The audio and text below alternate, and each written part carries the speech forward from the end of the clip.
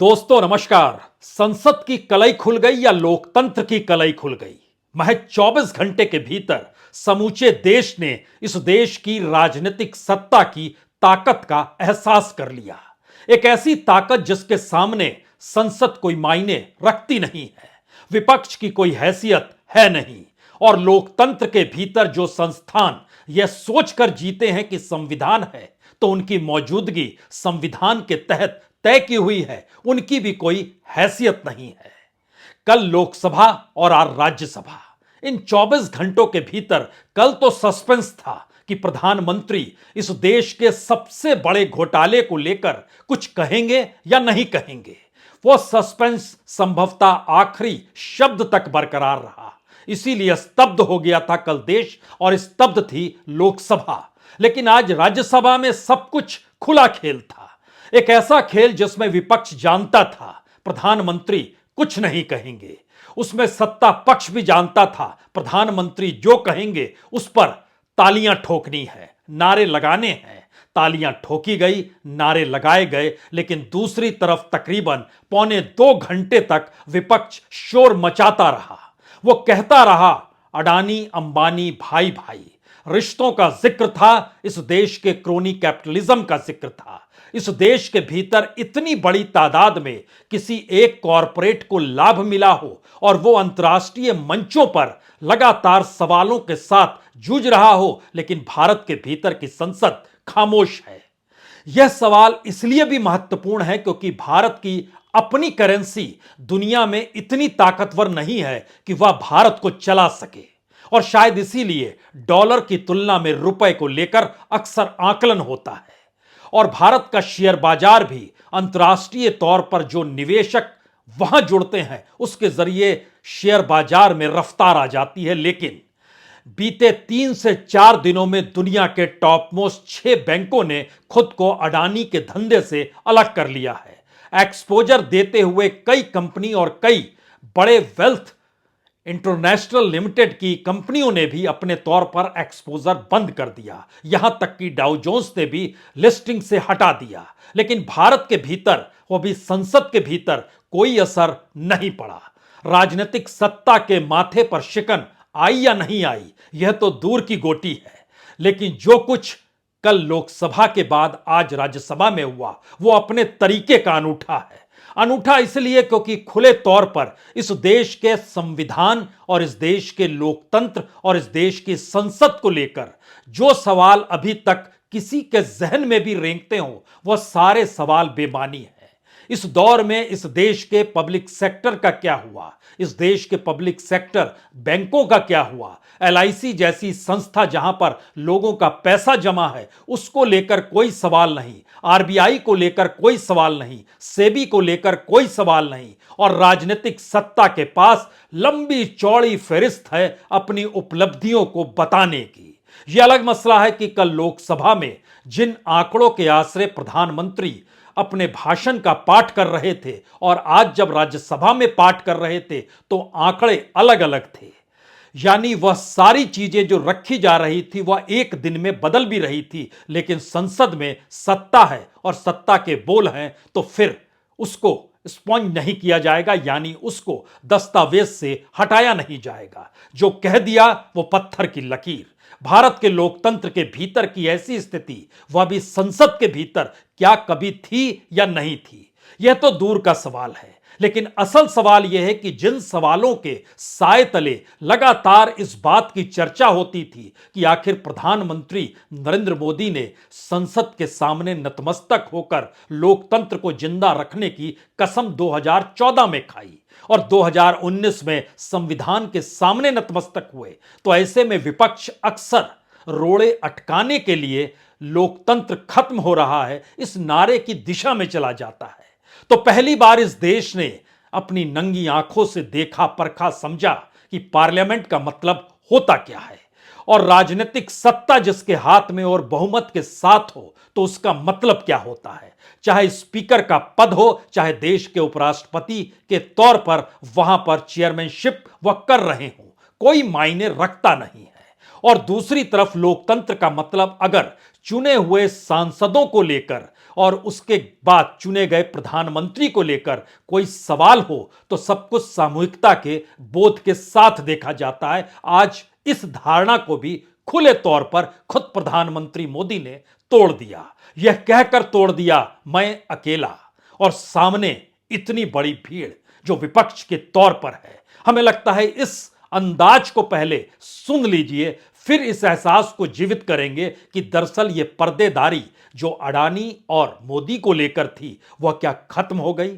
इस बात पर चर्चा उसके बाद होगी कि ये वाकई प्रधानमंत्री मोदी ने अपने भाषण से इस बात को खुले तौर पर जतला दिया। उन्हें कोई मतलब नहीं है सामने कौन क्या बोलता है, सिर्फ सत्ता रहनी चाहिए, वह भी बहुमत के साथ। और इस दौर में संविधान की परिस्थितियां कोई मायने नहीं रखती है, अगर सत्ता आपके पास है तो।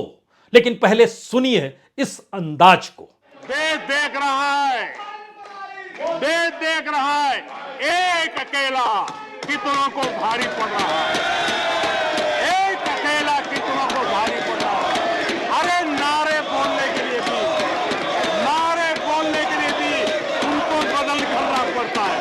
जो भी ये बोलता है घंटे भर से आवाज की जवाब देना है। आदरणीय सभापति जी, एक कन्विक्शन के कारण चला हूं, देश के लिए जीता हूं, देश के लिए कुछ करने के लिए निकला हुआ हूं। और इसलिए ये राजनीतिक खेल खेलने वाले लोग, उनके अंदर वो हौसला नहीं है, वो ढूंढ रहे हैं, बचने का रास्ता खोज रहे हैं। यही वो ताकत है जिसके सामने संसद भी नतमस्तक हो चली है। शायद इसीलिए इस देश के भीतर में अब कोई सवाल इस देश के सरकारी उपक्रमों को लेकर कोई नहीं पूछ सकता है।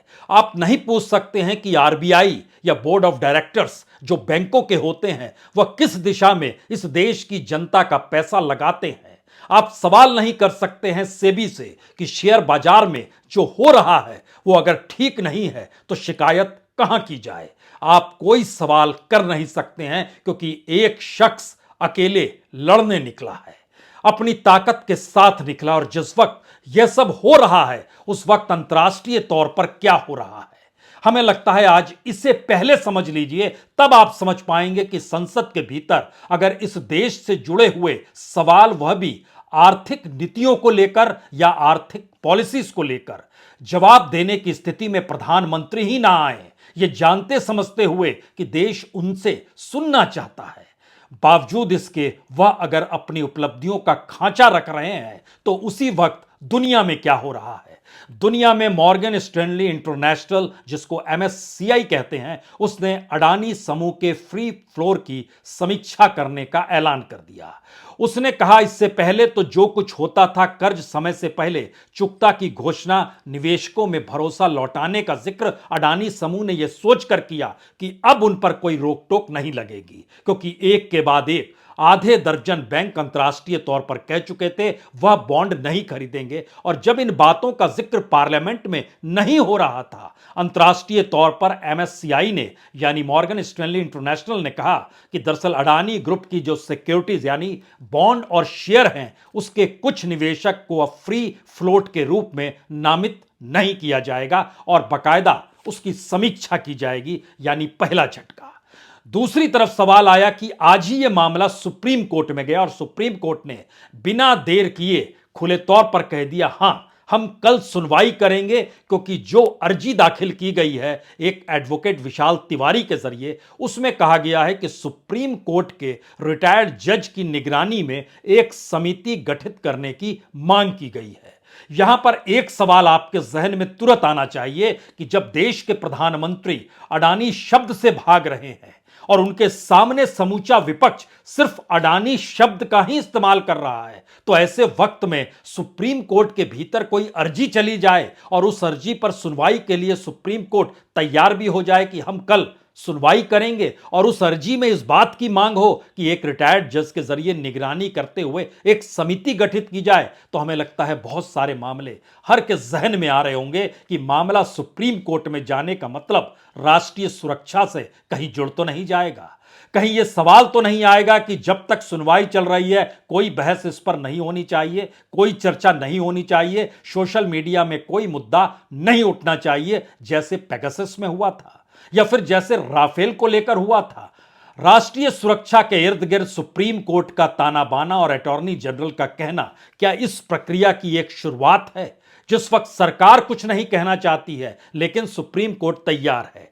अब यहां पर दूसरा सवाल है कि दुनिया भर के भीतर, चाहे वो बार्क्लेज पीएलसी बैंक हो, चाहे स्टैंडर्ड चार्टेड पीएलसी हो, चाहे डाउचे बैंक हो, तो ध्यान दीजिए जिस वक्त अडानी सीमेंट खरीद रहे थे, कंपनी खरीद रहे थे, उस वक्त उन्होंने होलसिम लिमिटेड की जो सीमेंट एसेट्स को खरीदा था तो उन्होंने लगभग 4.5-5 अरब के लगभग डॉलर का कर्ज लिया था। अब उसको उनको लौटाना भी है और इसके लिए वो लौटाने की प्रक्रिया में भी आए हैं कि निवेशक कहीं इस दौर में उनकी घेराबंदी ना करें और शेयर बाजार में जो उनका ढहढहाना लगातार जारी है, कल तो उठ गया था लेकिन आज फिर वो ढहढहा के गिर गया। इंटरप्राइजेज लगभग 11% से ज्यादा गिर गया। ट्रांसमिशन हो, पावर हो, वह भी 5% से ज्यादा गिर गया। सवाल यह नहीं है, सवाल पहली बार यह खड़ा हो गया है कि इस देश के भीतर अगर जो फाइनेंशियल इंस्टीट्यूशंस हैं, अगर उनके साथ भी खिलवाड़ हो रहा है और सरकार आंख बंद इसलिए कर लेती है कि उनके कोई करीबी है, तो फिर फाइनेंशियल इंस्टीट्यूशन की स्थिति क्या होगी? कल तक एलआईसी ब्रोकर्स को लगभग 16 करोड़ हर दिन का काम तक देती थी, कमोवेश ये औसत है। आज की तारीख में वो घटकर 3 करोड़ आ गया है। तो पूरे ब्रोकर्स की स्थिति, पूरे शेयर होल्डर्स की स्थिति, यानी पूरे के पूरे शेयर बाजार के भीतर इस वक्त क्या काम हो रहा है और वो काम किस दिशा में जाएगा, यह अपने आप में एक बड़े सस्पेंस की तरफ नहीं बचा है, क्योंकि सरकार कुछ कहती नहीं है और उसने खुले तौर पर ऐलान कर दिया है कि हमने इस देश को लेकर विकास की जो बड़ी मोटी लकीर खींची है वो दरअसल इतनी साफ दिखाई देती है कि सामने वाला उसे देख नहीं पाता है। चाहे वह इस देश के भीतर डिजिटल इंडिया का जिक्र हो, चाहे गैस के सिलेंडर का जिक्र हो, चाहे इस देश के भीतर में डायरेक्ट बैंक ट्रांसफर का जिक्र हो, चाहे इस देश की चकाचौंध में समूची दुनिया भारत को बाजार के तौर पर ही क्यों ना मान रही हो, लेकिन परिस्थिति इस वक्त मोदी सत्ता की गूंजती हुई तूती है जिसको आपको सुनना होगा, क्योंकि एक अकेला शख्स इस दौर में लड़ने निकल पड़ा है इस देश के लिए। यानी इस देश के भीतर में चाहे वो चुने गए सांसद हों या फिर हारे हुए नेताओं की फेरिस्त हो, हर कोई भ्रष्ट है, हर ईडी के दायरे में खड़ा है, हर सीबीआई के नेट में आएगा, हर के ऊपर आईटी की दबिश कभी भी हो सकती है। और यही वो परिस्थितियां हैं जो क्या विपक्ष को नैतिक बल दे नहीं पा रही है। यानी भारत के सिस्टम के भीतर का करप्शन जो था, वही करप्शन मौजूदा करप्शन को बनाए रखने के लिए एक हथियार के तौर पर काम कर रहा है। अब इस देश का क्या होगा? एक शख्स लड़ रहा है, दूसरे शख्स नारे लगा रहे हैं। आप काम करने वाले शख्स को ही चुनेंगे ना, तो आप उसे ही चुनिए और उसके बाद एक एक करके कदम आगे बढ़ाने की शुरुआत कीजिए। क्योंकि फ्रांस की टोटल एनर्जी ने अडानी ग्रुप के साथ जो हाइड्रोजन परिदृश्य का जो काम किया था, उसके साथ जो अपने आप को जोड़ा था, उसको फिलहाल होल्ड पे रख दिया है। यानी हाइड्रोजन को लेकर जिस ग्रीन एनर्जी के मार्फत बात हो रही थी, उसको उन्होंने होल्ड कर दिया है। इस दौर में अडानी के शेयर से कहीं आगे का सवाल यह है कि दुनिया के बाजार में अगर भारत के शेयर बाजार को लेकर एक सवाल यह है कि यहां पर गड़बड़ी होती है और वो गड़बड़ी सत्ता से जुड़ी हुई है और सत्ता खुले तौर पर उस पर बिना जिक्र किए अगर ये बताने की दिशा में निकल पड़ी है कि अगर होती है तो हम करते हैं और हमारे साथ जो है उसको लाभ मिलेगा। यह मैसेज राष्ट्रीय और अंतर्राष्ट्रीय तौर पर बहुत साफ तरीके से 2-3 बातों का जिक्र कर ही देता है। पहली बात, भारत के भीतर हमारे जो प्रिय कॉरपोरेट हैं उनके साथ ही धंधा करने की स्थिति में दुनिया की कोई भी कंपनी आकर खड़ी हो सकती है, उनको राहत रियायत और रेड कारपेट दिखाई देगी। और भारत के भीतर जो साथ में नहीं खड़ा है उनके लिए मुश्किल होगी। तो अंतर्राष्ट्रीय तौर पर जो भारत को एक बाजार के तौर पर देखते हैं उनके लिए एक संदेश है कि आपको उनके साथ खड़े होना होगा जो इस दौर में इस देश की सत्ता के साथ खड़े हैं। तो क्या इस दौर में कानून कोई मायने नहीं रखता है? इस दौर में सुप्रीम कोर्ट में मामला तो गया है, लेकिन कोई जांच मायने नहीं कर रख रही है, क्योंकि जो रेगुलेट एजेंसियां हैं वो अपने तौर पर, चाहे आरबीआई का नाम लीजिए या फिर सेबी का नाम लीजिए, उनकी भी मान्यता या उनके भीतर की खामोशी ही दरअसल एक ऐसी परिस्थिति की दिशा में भारत को ले जाकर खड़ा कर रही है जहां पर आप कुछ ऐसा कर नहीं सकते हैं जिसकी आवाज पार्लियामेंट से बड़ी हो। उससे बड़ी आवाज किसकी होगी? यह सवाल अब इसलिए है क्योंकि इस देश के भीतर तमाम इकोनॉमिक एस्पेक्ट को लेकर दुनिया भर में चर्चा यह भी है कि जब आप किसी कॉरपोरेट के हवाले सारी चीजें कर देते हैं तो बड़े बड़े प्रोजेक्ट्स जिस पर वित्तीय निवेशक लगातार पैसा जो डाल रहा हो और पैसा अगर रुक जाए, क्योंकि अंतर्राष्ट्रीय तौर पर अगर आवाजाही पैसे की रुकेगी तो फिर प्रोजेक्ट्स भी ढीले पड़ेंगे। उस फहरिस्त में सवाल सिर्फ अडानी से जुड़े प्रोजेक्ट भर का नहीं है। एक दृष्टि है इस दौर के भीतर में कि भारत की अपनी इकोनॉमिक कंडीशन और इस देश के वेलफेयर स्टेट की सोच और उसके पैरेलल में मुनाफा कमाने के तौर तरीके, इन तीन परिस्थितियों को एक साथ अगर मोदी सत्ता पार्लियामेंट के भीतर बखान करती है तो वह अपने उपलब्धियों की पूरी फहरिस्त लाकर सामने रख देती है और आपके पास दूसरा कोई रास्ता बचता नहीं है कि इसके बाद आप कौन सी आवाज सुनना चाहते हैं। पार्लियामेंट के भीतर आज जब समूचा विपक्ष अडानी और मोदी को भाई भाई कहते हुए नारे लगा रहा था, कैमरा एक बार भी उस दिशा में नहीं गया। यह एक मैसेज है कि किसे दिखाना है, किसी को सुनाना है और कौन सी आवाज दुनिया के सामने जाए, यह भी तय हम ही करेंगे।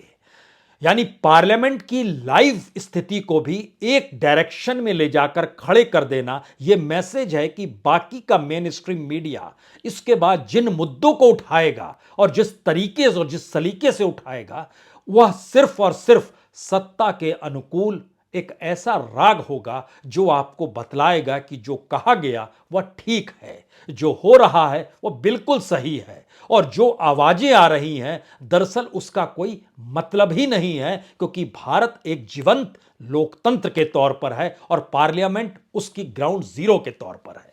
तो क्या एक ऐसी स्थिति में आकर प्रधानमंत्री मोदी ने अपनी ही उन परिस्थितियों को खोल दिया जिसको लेकर कल तक चर्चा भर होती थी और यह कहा जाता था कि नहीं नहीं ऐसा नहीं है, ना खाऊंगा ना खाने दूंगा का नारा तो प्रधानमंत्री ने लाल किले के प्राचीर से लगाया था। फिर यह कैसे संभव है कि अडानी खाते चले जा रहे हैं? जी नहीं, ऐसा संभव नहीं है। या फिर इस देश के भीतर में हर उस परियोजना जिसको लेकर लगातार करप्शन का सवाल उठता है, जिसको लेकर ब्लैक मनी का सवाल उठता है, वो सब मायने नहीं रखती है, क्योंकि सत्ता ने कहा हमने इस देश के भीतर की सारी शेल कंपनियों को बंद कर दिया है जो 2 नंबर का धंधा करती थी या 2 नंबर के धंधे के आसरे मुनाफा कमाती थी। बाकायदा सरकार ने एक डाटा भी रख दिया। अब सवाल यह है कि जो डाटा निकल कर आता है वही डाटा सरकार के लिए सारी परिस्थितियों को नए तरीके से क्या परिभाषित करता है? यह सवाल अब इसलिए बड़ा हो चला है क्योंकि मौजूदा वक्त में हमें लगता है कि एक रिपोर्ट का जिक्र आज जरूर होना चाहिए। यह दरअसल आईएमएफ की रिपोर्ट है वर्ल्ड इकोनॉमिक आउटलुक को लेकर। आईएमएफ ने भारत की विकास दर को जो बतलाया, उसमें जो खांचा रखा, वो पहली बार इस जनवरी के महीने में वर्ल्ड इकोनॉमिक आउटलुक आया है। यह बहुत साफ तौर पर कुछ मैसेज को बहुत साफ कर रहा है। वो बता रहा है कि दरअसल भारत की इकोनॉमी की सबसे बड़ी खासियत यह है कि इन्होंने अपने जीडीपी सीरीज को बदल लिया, यानी 2011 और 12 सीरीज को अपना लिया। इसकी सबसे बड़ी खासियत यह है कि अनऑर्गेनाइज सेक्टर यानी अनफॉर्मल सेक्टर जो होता है, असंगठित क्षेत्र जो होता है, उसका कोई डाटा मिलता नहीं है। और इस दौर में भारत के भीतर जब कोविड, जीएसटी, लॉकडाउन, नोटबंदी, ये सारी परिस्थितियां थी, तो उसकी सबसे ज्यादा मार जो पड़ी वह जिन क्षेत्रों में पड़ी उसका कोई डाटा मौजूद नहीं है। और इस आईएमएफ ने जब इस बात को लेकर भारत की जो फास्टेस्ट ग्रोइंग इकोनॉमी को अपनाया तो उसके पैरेलल में उन्होंने एक डाटा रखा है। इस डाटा को जानने की जरूरत इसलिए है क्योंकि यह डाटा खुले तौर पर बतलाता है 2019 से 22 तक भारत का जो ग्रोथ रेट है वो 3.2 है। भारत से ज्यादा ग्रोथ रेट 4.9 चाइना का है। भारत से ज्यादा ग्रोथ रेट पाकिस्तान का लिख रहा है 3.5 है। भारत से ज्यादा ग्रोथ रेट 6.4 बांग्लादेश का लिख रहा है। भारत से ज्यादा वियतनाम का लिख रहा है 4.9।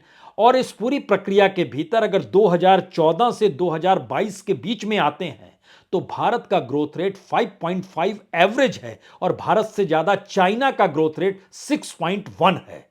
यानी जिस चाइना को लेकर अमेरिका घेराबंदी कर रहा है उसके मद्देनजर भारत का ग्रोथ रेट चाइना से कम है, यह बात छुप गई। बांग्लादेश 6.6 है, यह भी बात छुप गई जो 2014 से 2022 तक के बीच में। इसमें एक जिक्र और किया गया है, जो आउटपुट लॉस होता है जीडीपी को लेकर वह 2019 से 2022 के बीच में भारत का मैक्सिमम है -18.2।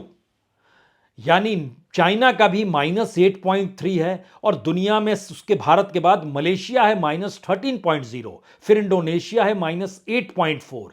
इस दृष्टि से देखिए तो भारत अपने इर्द गिर्द पड़ोसी अमेरिका, यूरोप, इन सब की तुलना में उसमें भी काफी नीचे है। इसीलिए इस आउटलुक में जो वर्ल्ड इकोनॉमिक आउटलेट को लेकर जो सामने रिपोर्ट आई उसने कुछ बातों का खुले तौर पर जिक्र किया कि चीन और वियतनाम बेहतर स्थिति में है। भारत पड़ोसियों की तुलना में ओवरऑल भारत की अपने स्ट्रेंथ जो उसकी पॉपुलेशन है उसके मद्देनजर देखेंगे तो भारत की स्थिति कहीं ज्यादा नाजुक है। और जो बुरी हालत इस दौर में बांग्लादेश, पाकिस्तान, इन सब की नजर आ रही है, अगर भारत के स्टेट्स के भीतर देखेंगे तो और बुरी स्थिति में चीजें सामने उभर कर आएगी। अब आखिर का जो सबसे महत्वपूर्ण सवाल है, ये सारे डाटा को थोड़ी देर के लिए छोड़ दीजिए और रिस्पॉन्सिबल हो जाइए कि हमने एक सत्ता चुनी जिसका काम था इस देश के भीतर की गवर्नेंस को संभालना और इकोनॉमिक कंडीशन कॉम्पिटिटिवली अच्छी करना। इकोनॉमिक कंडीशन जो बताई गई वो पांचवी बड़ी अर्थव्यवस्था के मत्थे मढ़ दी गई, लेकिन भारत में प्रति व्यक्ति आय कम होना, इस दौर में लोगों के सामने जो मुश्किल आई, उन सब से हटकर पार्लियामेंट के भीतर जब चीजों को परोसा गया तो उपलब्धियों का पूरा खाका रखा गया। और जो उपलब्धियां बताई जा रही हैं वो उपलब्धियां अगर भारत के लोगों को नहीं मिल रही है और उसकी बड़ी वजह कॉरपोरेट है, तो उस कॉरपोरेट और सत्ता के बीच का जो गठबंधन है उसी को लेकर पहली बार मोदी काल में यह आवाज उठी कि आपको या तो जांच करानी चाहिए या बताना चाहिए। लेकिन सरकार ने सोचा ना जांच कराएंगे ना बताएंगे, रास्ता दूसरा खोजा जाए। हो सकता है यह रास्ता सुप्रीम कोर्ट के जरिए निकल जाए, जहां पर इस देश में खामोशी बरती जाए और एक वक्त के बाद यह देश सब कुछ भूल जाता है, क्योंकि एक नया मसला उसके बाद खड़ा कर दिया जाता है और वो ताकत सत्ता के पास है। तो सत्ता की ताकत का एहसास पार्लियामेंट ने पहली बार खुले तौर पर किया और मुद्दों के आश्रय किया जो इस देश के भीतर में जो करप्शन, भ्रष्टाचार, स्कैम जो भी होता है, आपके जहन में जो शब्द आता है उसको लेकर चुप्पी नहीं थामना, बल्कि खुले तौर पर सीना ठोकते हुए कहना हम जो कह रहे हैं वही देश है। ऐसी परिस्थिति संसद में पहली बार खुले तौर पर सबने देखी है। आगे की परिस्थितियां कैसी होगी हम आप सिर्फ सोच सकते हैं। बहुत बहुत शुक्रिया, बहुत बहुत शुक्रिया।